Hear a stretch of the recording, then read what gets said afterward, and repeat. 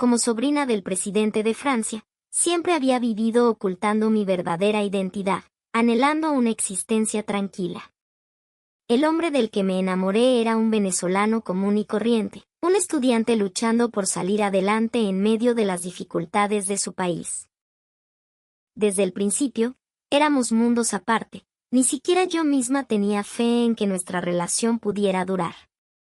Sin embargo, la sinceridad de aquel hombre despertó en mí, por primera vez en la vida, el deseo de proteger a alguien, de aferrarme a algo real. Al final, él lo abandonó todo y me eligió solo a mí, y así, en el Palacio del Elíseo, se celebró una boda sin precedentes. Si esta historia despierta su interés, por favor, denle me gusta y suscríbanse a nuestro canal. Todo comenzó en un marzo húmedo y caprichoso en Caracas. Después de la charla de orientación para estudiantes de intercambio en la Universidad Central de Venezuela, caminaba sin rumbo por el campus. A pesar de haber estudiado español durante 3 años, la vida real en Venezuela era un universo completamente distinto. Estaba con la cabeza gacha, intentando descifrar un mapa del vasto campus, cuando el cielo, sin previo aviso, se rompí en un aguacero torrencial. Un verdadero palo de agua.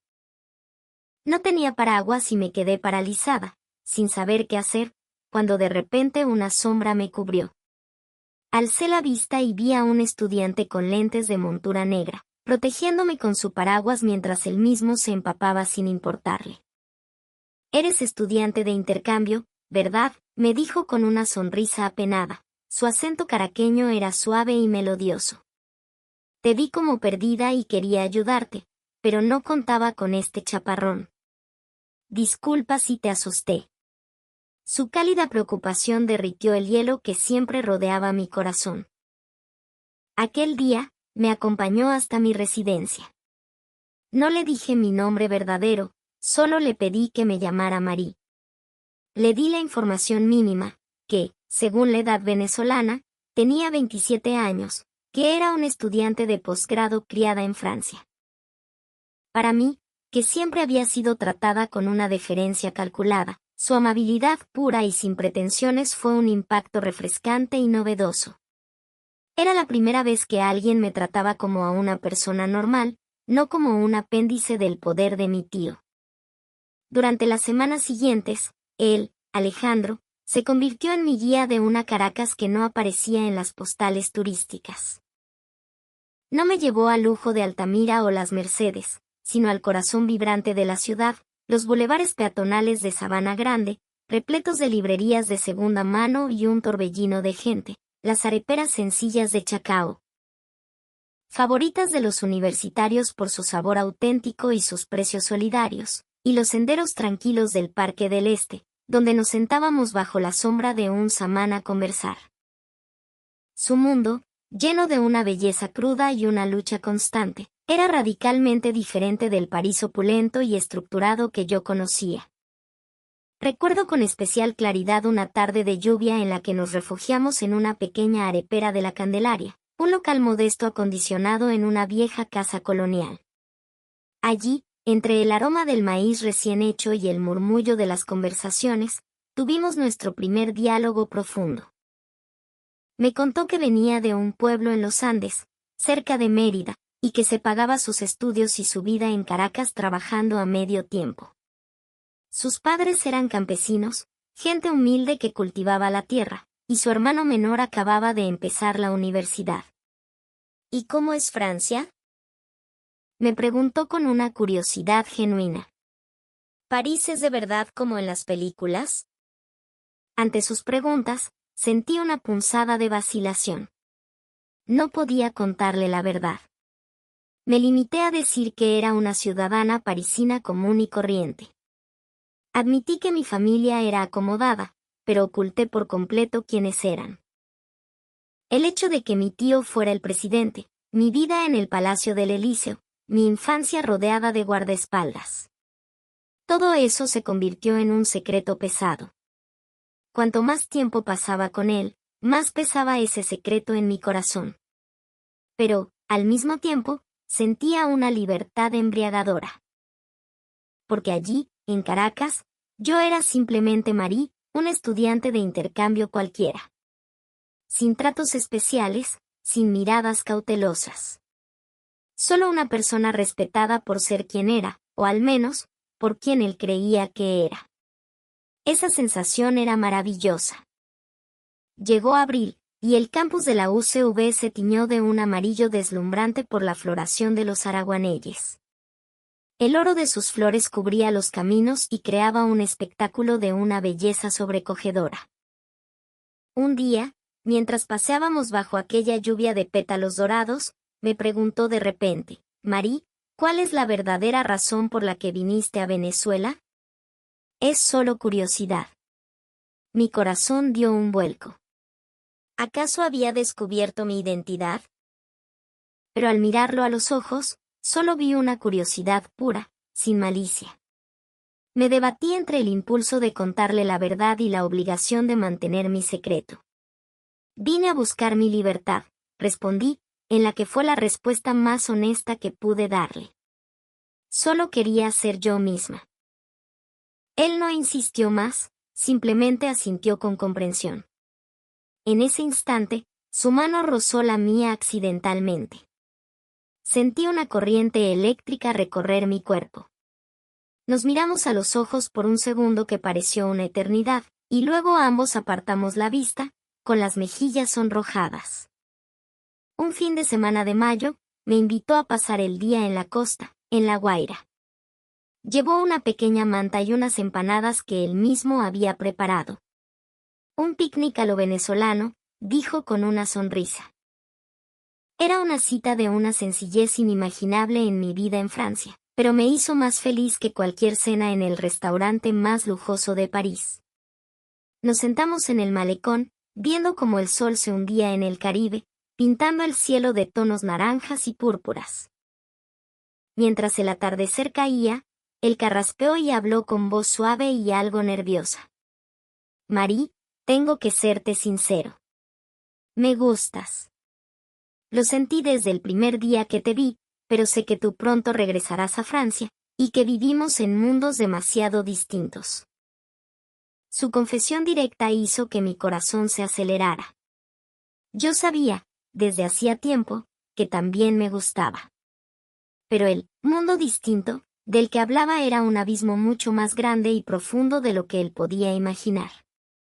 Tú también me gustas, Alejandro, susurré. Pero sí es verdad que vivimos en mundos muy diferentes. Esa noche, con el paisaje nocturno de La Guaira como telón de fondo, nos besamos por primera vez. Un beso con sabor a sal y a melancolía, el sabor de un amor prohibido. Solo en ese instante, olvidé todos mis secretos y la realidad, y me entregué por completo al momento, a la conexión que sentíamos. En junio, a mitad del semestre, nuestra relación se había hecho más profunda.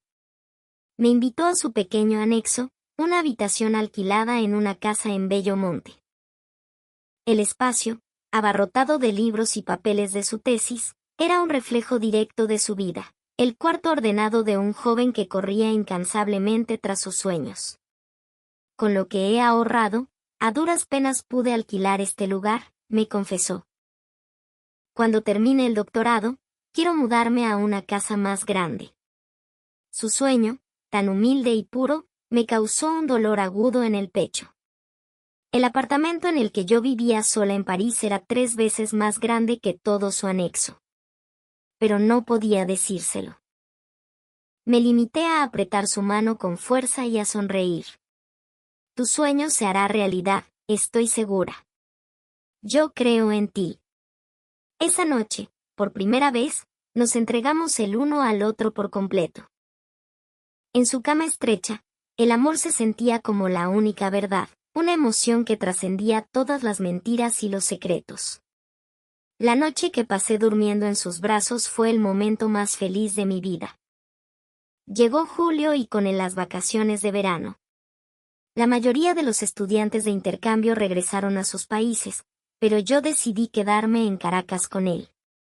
El consulado francés me contactó varias veces, y mi tío me envió mensajes preocupados, pero los ignoré a todos. Solo quería vivir ese verano como una enamorada cualquiera. Pero la realidad no tardó en recordarme que no era tan sencillo. Un día, estábamos sentados en un café en Los Palos Grandes cuando un grupo de turistas pasó frente a nosotros. Uno de ellos, un francés, me reconoció y exclamó en voz alta: «Oye, mira. ¿No es esa la sobrina del presidente?». Me quedé helada. Por suerte, el grupo siguió su camino rápidamente y Alejandro, sentado a mi lado, no entendía francés. Pero ese incidente fue una advertencia. ¿Cuánto tiempo más podría ocultar la verdad? El bochornoso agosto caraqueño llegó, cargado de un calor húmedo que parecía impregnarlo todo. Mi relación con Alejandro también se volvió más intensa, casi febril. Nos veíamos casi todos los días. Después de que él salía de su trabajo, nos encontrábamos para cenar y conversábamos hasta altas horas de la noche. A veces, pasábamos la noche juntos en su pequeño anexo. Pero en medio de esa felicidad, mi sentimiento de culpa crecía sin cesar. Cada noche, después de que él se dormía, me levantaba a escondidas para revisar las noticias de Francia, los movimientos de mi tío, la situación política, los rumores sobre mi ausencia. Todo me arrastraba de vuelta a mi realidad. Lo que más me dolía era que él confiaba en mí ciegamente y me contaba todo con una honestidad desgarradora, mientras yo le ocultaba la verdad más importante. Me habló de las dificultades económicas de su familia, del agotamiento de la vida en el posgrado, de sus dudas sobre el futuro. Incluso me confió preocupaciones que no se atrevía a contarles a sus padres. A veces me siento muy inseguro, Marie, me dijo una noche. No sé si conseguiré un buen trabajo cuando me gradúe. Y no sé qué pasará con nosotros. Tú tienes que volver a Francia, ¿no? Su confesión sincera me partía el alma. Él no sabía que entre nosotros había un obstáculo infinitamente más grande que la distancia que tanto le preocupaba. Un día, mientras usaba mi computadora portátil para buscar información para su tesis, abrió sin querer mi correo electrónico, que aún tenía la sesión iniciada. La bandeja de entrada estaba llena de mensajes del secretariado del Palacio del Elíseo. El Elíseo, murmuró, frunciendo el ceño. ¿No es ese el Palacio Presidencial de Francia? ¿Por qué te llegan correos de ahí? Afortunadamente, reaccioné rápido y cerré la ventana, pero no pude evitar su mirada cargada de sospecha. Me quedé sin palabras. Quería mentir, pero no quería seguir engañándolo. Quería decir la verdad, pero temía que todo se derrumbara. Yo te lo explicaré más adelante. Ahora no es un buen momento, balbuceé. Él no insistió, solo asintió lentamente, pero a partir de ese día, una tensión sutil comenzó a flotar entre nosotros. Aunque no preguntaba, podía sentir que no dejaba de pensar en mi secreto. A finales de agosto, me propuso llevarme a su pueblo natal en los Andes. Coincidiendo con las vacaciones de Navidad, iba a visitar a sus padres y quería que yo lo acompañara. Supe que en la cultura venezolana, ese era un paso muy importante, una forma de demostrar la seriedad de una relación. Quiero presentarte a mis padres. Quiero que vean que lo nuestro va en serio, me dijo con una sinceridad que me estremeció. Por un lado, me sentí inmensamente feliz, pero por otro, me aterraba la idea de conocer a su familia. Significaba tener que construir más mentiras sobre las que ya existían. Tras mucho dudarlo, acepté. Juntos, tomamos un autobús expreso hacia el sur, hacia un pequeño pueblo andino. Dejar atrás la bulliciosa ciudad para adentrarnos en un paisaje de amplios valles y montañas imponentes fue como entrar en otro mundo. Era una belleza distinta a la de la campiña francesa que conocía. La casa de su familia era humilde, una vieja casa de campo, pero impecablemente limpia y acogedora. Sus padres nos recibieron con una calidez que me desarmó. Su madre, con las manos encallecidas por el trabajo en la tierra, nos sirvió una comida preparada con esmero. Su padre, con la piel tostada por el sol, no dejaba de sonreír. «Mijo, ¿quién lo diría? Nos trajiste una catira bonita de por allá lejos. Come, come más, que estás muy flaca». Las palabras amables de su madre casi me hicieron llorar. Recibía una bienvenida tan genuina mientras yo les pagaba con engaños. Esa noche, mientras preparábamos las camas en la pequeña habitación de invitados, Alejandro me susurró: «Mis padres te adoran. Mamá dice que se te ve muy sencilla y buena gente». Esa palabra, sencilla, se me clavó en el corazón como una aguja. Yo, que los estaba engañando a todos. El hecho de ser la sobrina del presidente de Francia, mi vida en el Elíseo, y la verdad de que un día tendría que abandonar toda esta felicidad sencilla y regresar. Durante las vacaciones de Navidad, recorrimos cada rincón del pueblo. La escuela donde pasó su infancia, la montaña que solía escalar, el riachuelo donde nadaba en verano. Conocer su pasado fue un proceso dulce, pero también doloroso, porque mi propio pasado era algo que no podía compartir con él. La última noche, bajo un cielo repleto de estrellas como nunca había visto, tomó mi mano y me dijo: «Marie, te amo de verdad. Sé que hay muchas dificultades entre nosotros, que tienes que volver a Francia y que quizás yo no estoy a tu altura. Pero aún así, quiero estar contigo. Ya encontraremos la manera». Ante su sincera confesión, no pude contenerme más. Las lágrimas comenzaron a brotar de mis ojos sin control. «Es más complicado de lo que crees, Alejandro», sollocé. «Yo no te he contado toda la verdad. Esa noche, intenté confesarlo todo, pero en el último momento, el valor me abandonó. Me limité a abrazarlo con todas mis fuerzas, prometiéndole que algún día le contaría toda la verdad. A mediados de septiembre, regresamos a Caracas. Mi programa de intercambio estaba a punto de terminar. Según el plan original, debía volver a Francia a finales de octubre. Pero la sola idea de separarme de él me resultaba insoportable. Después de mucho pensarlo, solicité una extensión en la universidad, con la esperanza de poder quedarme en Venezuela un semestre más. Como era de esperar, el consulado francés y mi familia se opusieron. Mi tío, en particular, montó en cólera por mi decisión. Invocando problemas de seguridad y diplomáticos, me presionó constantemente para que regresara de inmediato. Finalmente, llegamos a un acuerdo. Podría quedarme un semestre más, pero esta vez, un guardaespaldas me acompañaría a Venezuela para protegerme a distancia y sin revelar mi identidad. Para mí, era la mejor opción posible. Cuando le di la noticia, me abrazó lleno de alegría, pero también me preguntó: «Qué bueno, mi amor. Pero, ¿cómo cambiaste de opinión tan de repente? ¿Tu familia no tuvo problemas?». Tuve que mentir de nuevo. Dije que me habían extendido la beca y que había logrado convencer a mi familia. Las mentiras se acumulaban, y mi corazón se sentía cada vez más pesado. A principios de octubre, nuestra relación entró en crisis. Era mi cumpleaños y quise prepararle un regalo especial, así que, por primera vez en mucho tiempo, usé mi tarjeta de crédito. Normalmente no la usaba por miedo a que mi identidad quedara expuesta. Cenamos en un restaurante de lujo en la Castellana y le regalé un reloj de marca. Su sorpresa se mezcló con incomodidad. «Marie, esto es demasiado caro. Me siento presionado. ¿Cómo puede un estudiante becada permitirse algo así?». En ese momento, tuve que improvisar otra excusa. Dije que había trabajado y que lo había comprado con el dinero que había ahorrado durante mucho tiempo.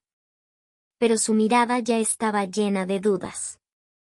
Al día siguiente, me preguntó con una calma que me heló la sangre: «Marie, ¿quién eres en realidad?». Desde el principio sentí que había algo extraño. «Tu ropa, tu forma de hablar, las cosas de lujo que a veces te veo». Sé que no eres un estudiante de intercambio común y corriente. El momento había llegado. Ya no podía seguir ocultándolo. Era hora de decir la verdad. Respiré hondo, y justo cuando iba a hablar, sonó mi teléfono. Era una llamada desde Francia, del secretario de mi tío. Me dijo que había un asunto urgente y que debía ir al consulado de inmediato. Mientras hablaba, no pude evitar su mirada llena de sospechas. Al colgar, me preguntó, ¿quién era? Era mi familia. Llamaron desde Francia. Tengo que irme ahora. No insistió más, pero en su mirada lo supe todo.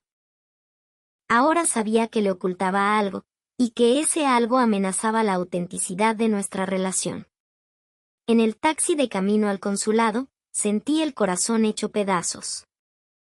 Temía perderlo así, pero al mismo tiempo, un pensamiento surgió en mi mente. Quizás esta era una oportunidad para confesarlo todo y empezar de nuevo.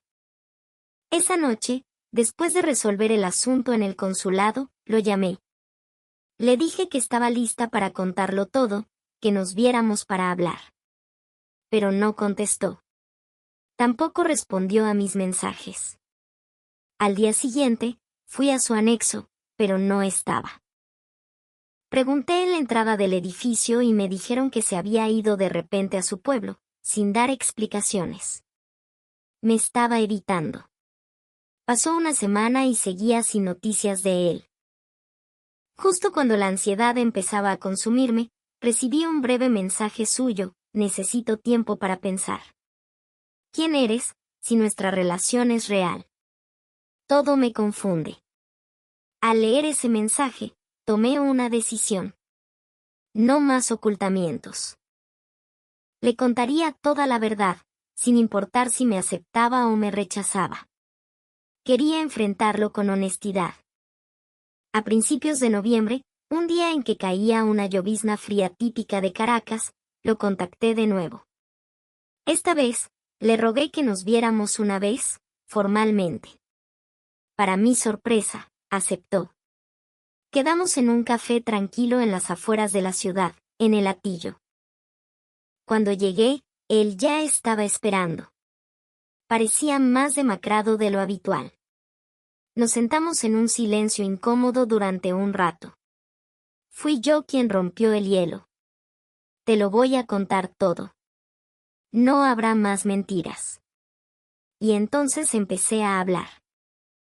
Le conté la verdad sobre ser la sobrina del presidente de Francia, mi vida en el Palacio del Elíseo, una existencia restringida, siempre rodeada de guardaespaldas, y la razón por la que vine a Venezuela, para buscar la libertad y el amor verdaderos.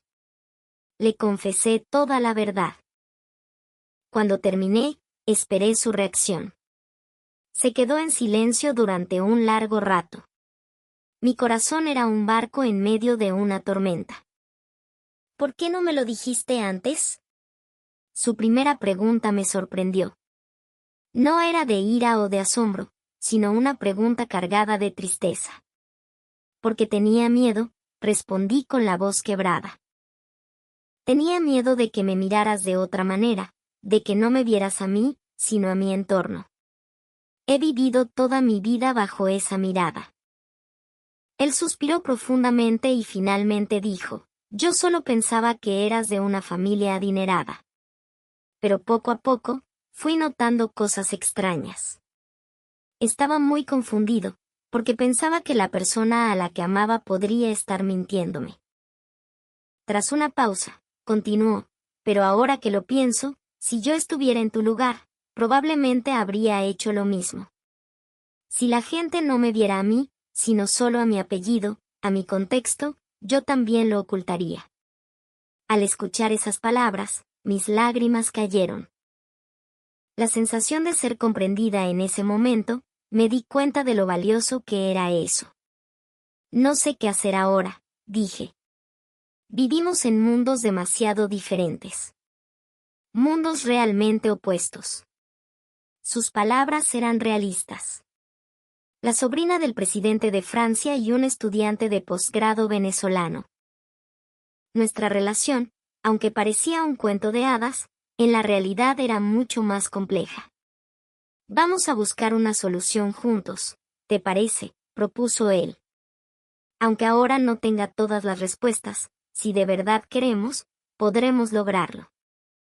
Su propuesta encendió una llama de esperanza en mi interior. No me había rechazado por completo. Al contrario, me estaba abriendo una posibilidad. A partir de ese día, comenzamos a reconstruir nuestra relación lentamente.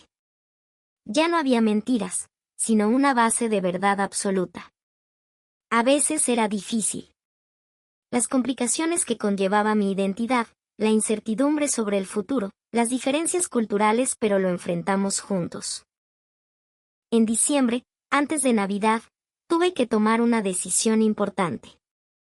Por una fuerte insistencia de mi tío, debía asistir a la reunión familiar de Navidad en Francia. Esta vez no podía negarme. Cuando se lo conté, me hizo una propuesta inesperada: voy contigo. Quiero ver tu mundo. Si de verdad vamos a estar juntos, ¿no deberíamos conocer el mundo del otro? Su valentía me sorprendió y, al mismo tiempo, me asustó. ¿Podría nuestra relación soportar el choque con la opulencia del Elíseo y el complejo entorno político? Pero su determinación era firme, y yo ya no quería seguir huyendo. Finalmente, contacté a mi tío. Le dije que quería presentarle a alguien que había conocido en Venezuela y le pregunté si podía invitarlo a la reunión de Navidad. Como era de esperar, se opuso, citando problemas de seguridad, la necesidad de una investigación de antecedentes, la atención mediática. Pero no cedí. Esta es mi vida, tío. Es mi elección, le dije con firmeza. Tras una larga discusión, mi tío aceptó a regañadientes, con la condición de que se sometiera a una exhaustiva investigación de antecedentes y a una sesión informativa previa. Acepté. Aunque no era la situación ideal, era el primer paso. Cuando le di la noticia, me preguntó nervioso: ¿de verdad no hay problema? ¿La reunión familiar del presidente de Francia? ¿Alguien como yo yendo allí? Le apreté la mano con fuerza y le respondí: tú eres mi verdadero mundo. Lo demás es solo el entorno. A mediados de enero, finalmente, viajamos juntos a Francia. Era la primera vez que salía de su país. El proceso de sacar el pasaporte, solicitar la visa, todo era nuevo para él. Lo acompañé en cada paso, sintiendo su emoción y su miedo. En la puerta de embarque del avión, me preguntó por última vez: ¿de verdad no te arrepentirás? Todavía estamos a tiempo de dar marcha atrás. Su rostro estaba lleno de preocupación. Yo también sabía que esta no era una decisión fácil. Había solicitado una pausa en sus estudios de doctorado y renunciado a su trabajo. Lo estaba dejando todo para venir conmigo.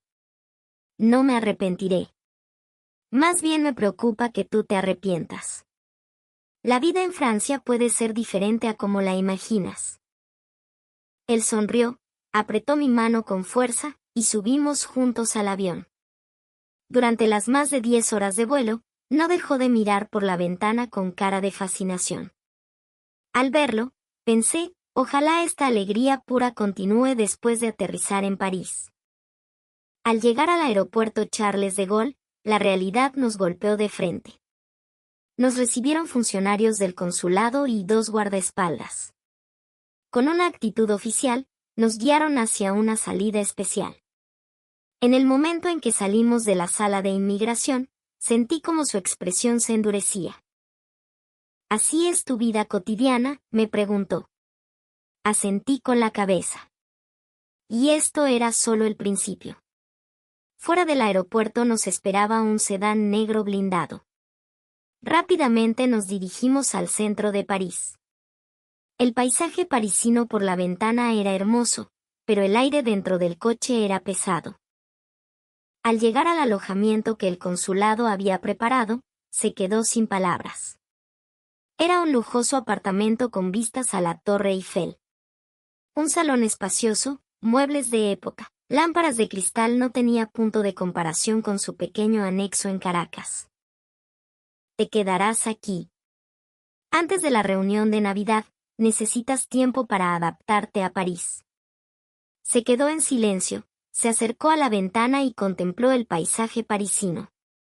En su espalda, pude sentir el peso de la dificultad y la presión. Este era el momento que tanto temía. El momento en que la diferencia entre nuestros mundos lo aplastara. Esa primera noche, hablamos mucho. Me confesó que todo le parecía irreal, que sentía que no pertenecía a ese lugar.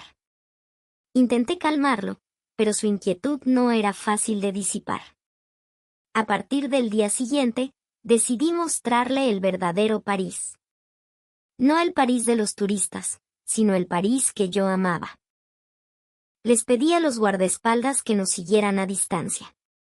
Fuimos a los pequeños cafés de Montmartre, a los puestos de libros de segunda mano a orillas del Sena, a las panaderías sencillas de las callejuelas.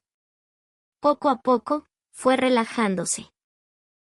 Especialmente cuando pasamos tiempo en el barrio latino, en las calles universitarias, pareció sentir una comodidad similar a la que sentía en la UCV. Entre los estudiantes que leían, tomaban café y hablaban de arte, se integró de forma natural. Aquí no está mal, dijo. La gente no me mira raro. Sus palabras me dieron un respiro. Pero esto era solo el comienzo. La verdadera prueba era la reunión de Navidad y el encuentro con mi tío. La víspera de Nochebuena, nos invitaron al Palacio del Elíseo. Aunque se suponía que era una cena sencilla, yo sabía que era el examen de mi tío. Le preparé un traje, le enseñé las normas básicas de la etiqueta francesa. Él aceptó todo con seriedad. Su esfuerzo por hacerlo bien por mí me conmovió profundamente. Al llegar al Elíseo, su rostro estaba pálido. Las lámparas de araña opulentas, los cuadros históricos, los empleados de librea, todo lo abrumaba.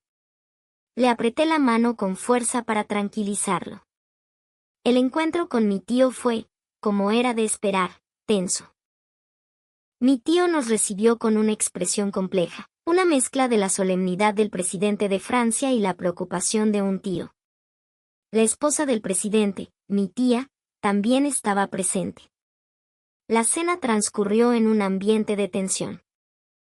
Mi tío le hizo todo tipo de preguntas, sobre sus estudios, su familia, sus planes de futuro. Parecía una entrevista de trabajo. Él hizo lo posible por responder, pero tuvo dificultades por la barrera del idioma y las diferencias culturales. Después de la cena, mi tío me pidió hablar a solas. En cuanto entramos en su despacho, fue directo al grano. Parece un buen muchacho, Marie, pero su mundo es demasiado diferente al tuyo. No creo que pueda adaptarse aquí. Aunque eran palabras que esperaba, me dolieron. Rebatí con vehemencia, explicándole lo importante que era para mí, cuánto nos amábamos. Pero la preocupación de mi tío no era fácil de disipar. Entiendo tus sentimientos, pero debes enfrentar la realidad. No eres solo una persona, eres un miembro de nuestra familia. Y eso conlleva una responsabilidad. Esa frase me hizo llorar. Siempre tenía que ser un miembro de la familia. Mi amor, mis elecciones, todo debía quedar en segundo plano. Pero esta vez, no quería ceder. Te quiero, tío. Pero solo por esta vez, por favor, respeta mi elección. Él es la persona más importante de mi vida. Al salir del despacho, lo encontré solo en el balcón. Contemplaba la noche parisina, sumido en sus pensamientos. Me acerqué y me puse a su lado. Él fue el primero en hablar. Este lugar es realmente hermoso. Pero no parece un lugar donde yo deba estar. Esa frase me rompió el corazón.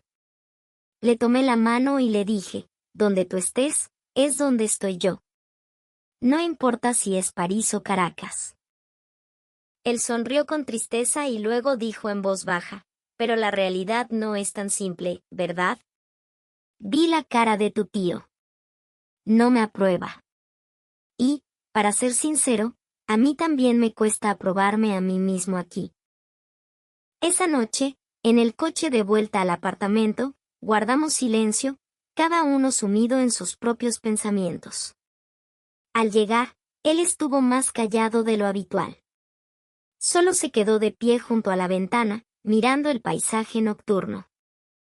A la mañana siguiente, cuando desperté, su lado de la cama estaba vacío. Me levanté de un salto y lo busqué por todas partes. La cocina, el salón, el baño no estaba en ningún sitio.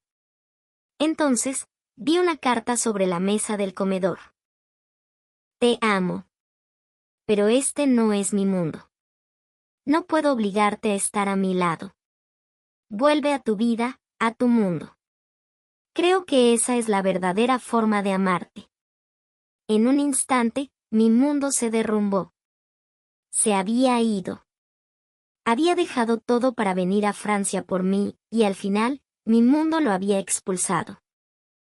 Lo llamé de inmediato, pero no contestó. Tampoco leyó mis mensajes. Me vestí a toda prisa y salí a buscarlo. Vagué por las calles de París, gritando su nombre, pero no estaba en ninguna parte. Contacté al consulado y me informaron que se había dirigido al aeropuerto a primera hora de la mañana. Mi corazón pareció detenerse. Corrí al aeropuerto, pero el vuelo a Caracas ya había despegado. Regresé al apartamento desolada. Todo había terminado. Mi deseo, mi mundo, me lo había arrebatado. Esa noche, vino mi tío. Había recibido la noticia y estaba preocupado por mi estado.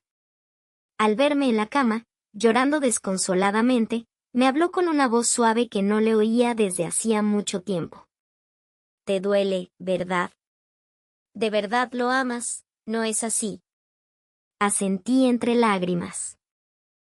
Mi tío se quedó pensativo un momento y luego dijo, ve a buscarlo.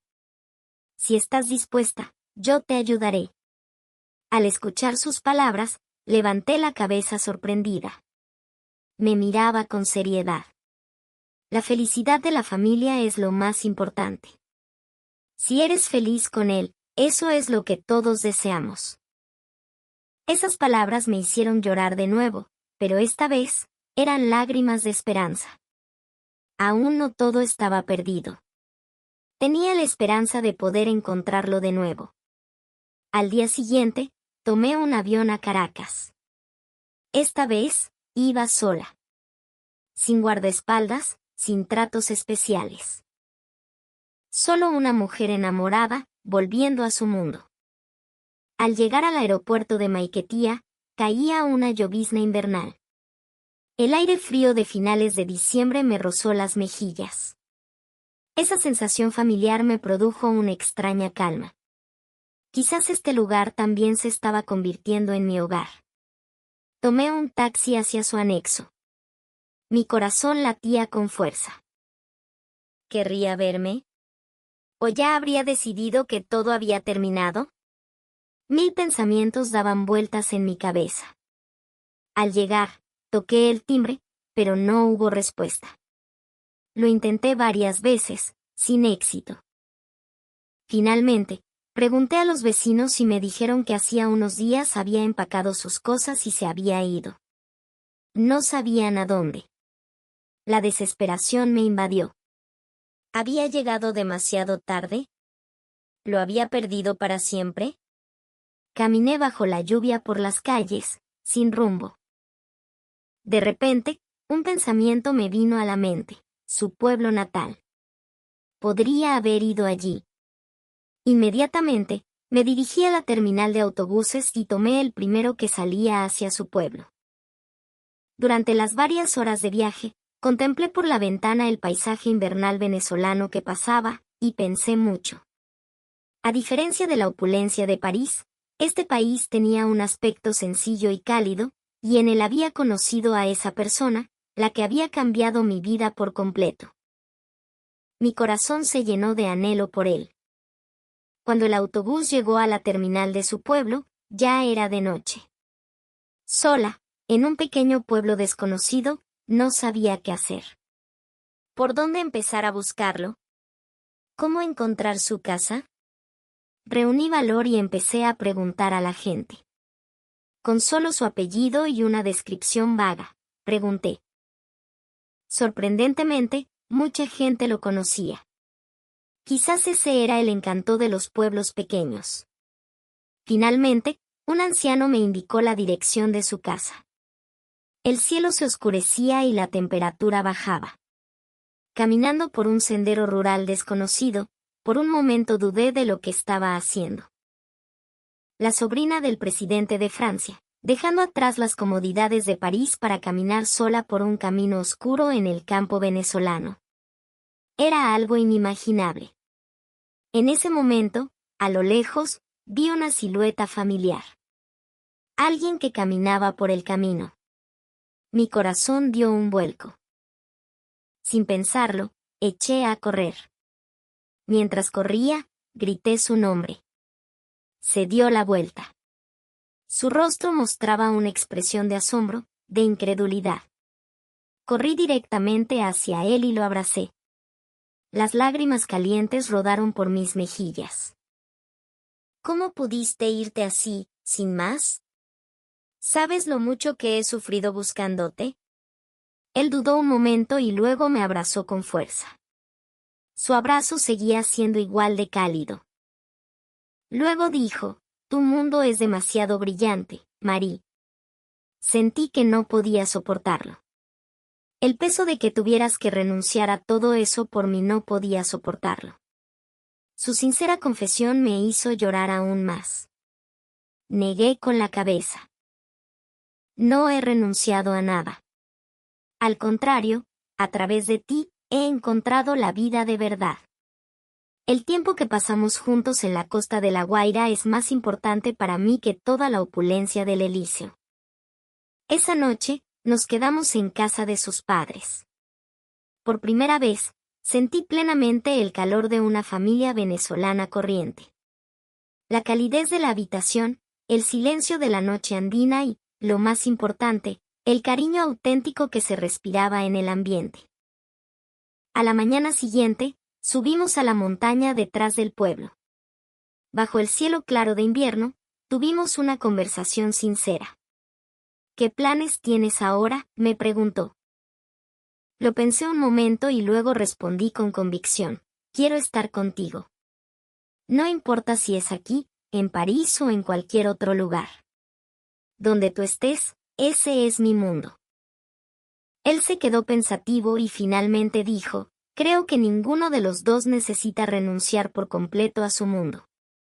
Quizás podamos encontrar una forma de conectar ambos mundos. Sus palabras encendieron mi esperanza. Sí, no teníamos por qué elegir uno. Podíamos crear un mundo nuevo. Esa noche, regresamos a Caracas y empezamos a planificar seriamente nuestro futuro. Él dijo que quería terminar su doctorado, y yo le dije que quería enseñar cultura francesa en Venezuela. Contarle nuestros planes a nuestras familias no fue fácil. Mi tío, en particular, se opuso al principio, pero esta vez me mantuve firme. Esta es mi vida, es mi elección, le dije con determinación. Con el tiempo, nuestras familias fueron respetando nuestra decisión. Mi tío decidió visitarnos aprovechando un viaje oficial a Venezuela para conocerlo mejor, y sus padres decidieron que algún día visitarían Francia.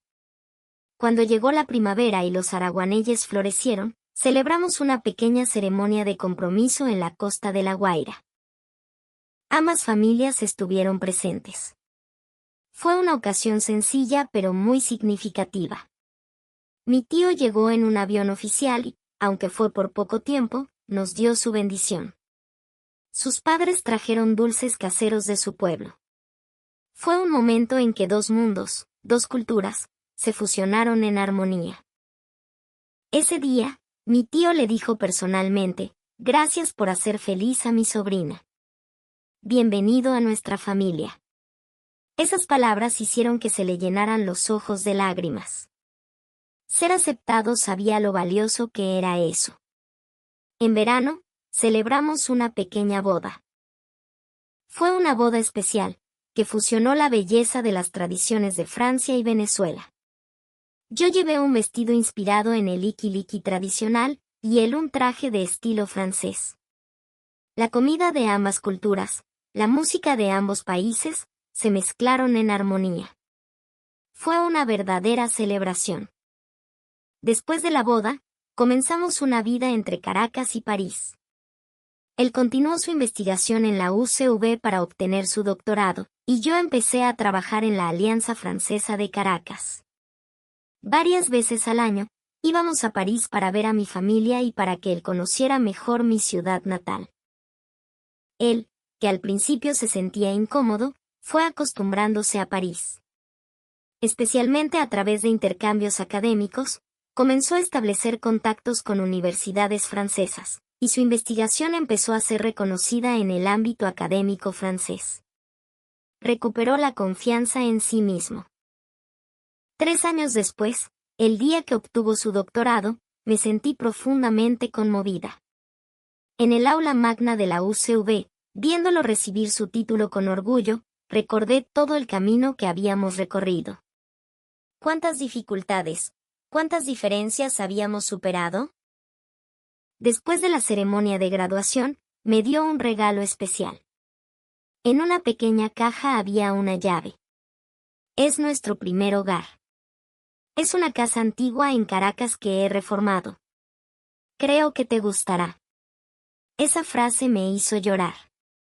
Él siempre sabía leerme la mente, adivinar lo que quería. Esa casa, que fusionaba la tradición venezolana con la modernidad francesa, era como un símbolo de nuestra relación. Nuestro nuevo hogar se convirtió rápidamente en un refugio cálido. Cada fin de semana, sus padres venían con verduras y frutas que cultivaban. A veces, también nos visitaban amigos de Francia.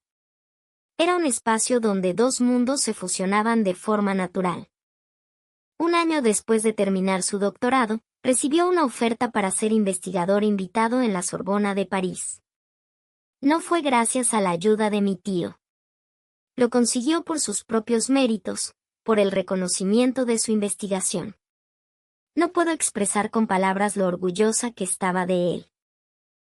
Decidimos vivir en París un año. Esta vez era diferente. Ya no era un extranjero que intentaba adaptarse a mi mundo, sino un académico respetado que había encontrado su propio lugar. El año en París fue para nosotros otro periodo de crecimiento. Su francés se volvió más fluido, más seguro, y su comprensión de la cultura francesa se profundizó. Yo también apliqué la sencillez y la calidez que había aprendido en Venezuela a mi vida en París, encontrando un nuevo equilibrio. Y entonces, llegó nuestra mayor alegría. Durante nuestra estancia en París, me quedé embarazada. Fue el momento en que dos linajes, dos mundos, se unieron. Las lágrimas de felicidad en sus ojos cuando le di la noticia son algo que nunca olvidaré.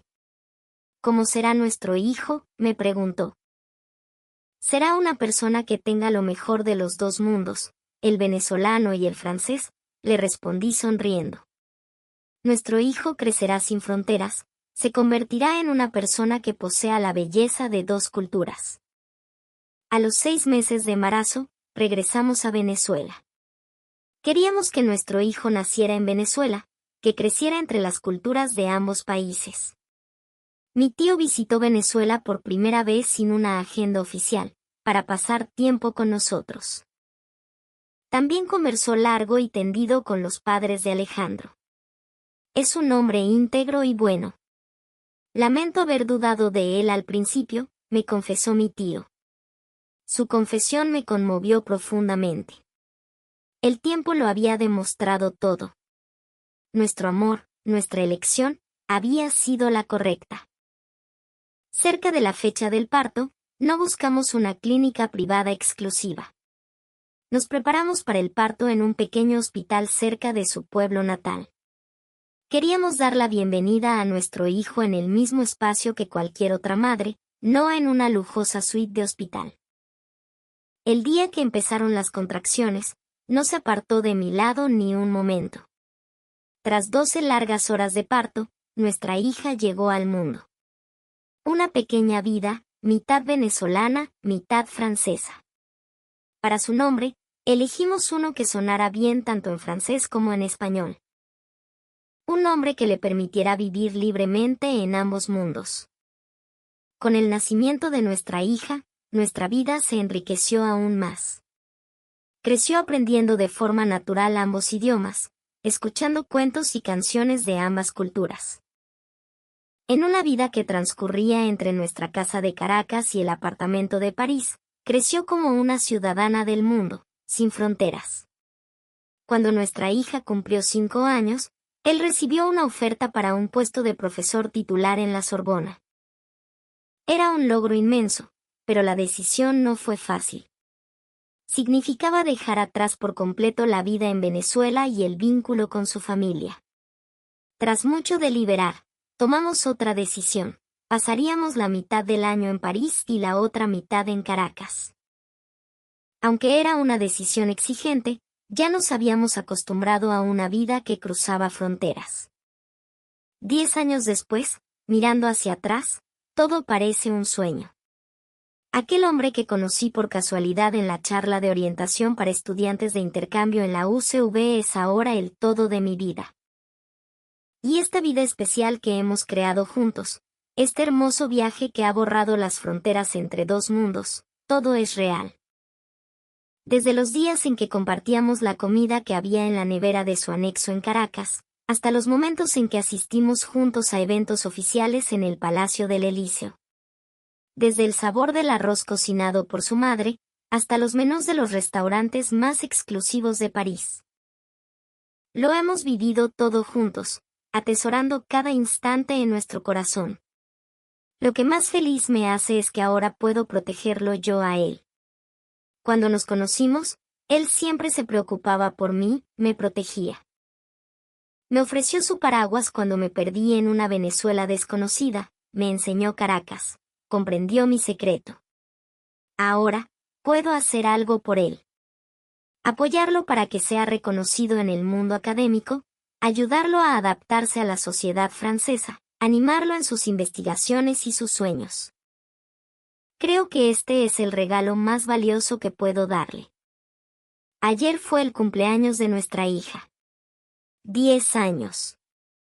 Ahora habla español y francés a la perfección, y habla con orgullo de la historia y la cultura de ambos países. En su fiesta de cumpleaños, había amigos venezolanos y amigos franceses. La torta y los macarons franceses estaban en la misma mesa. Los juegos tradicionales venezolanos y los juegos franceses se mezclaban.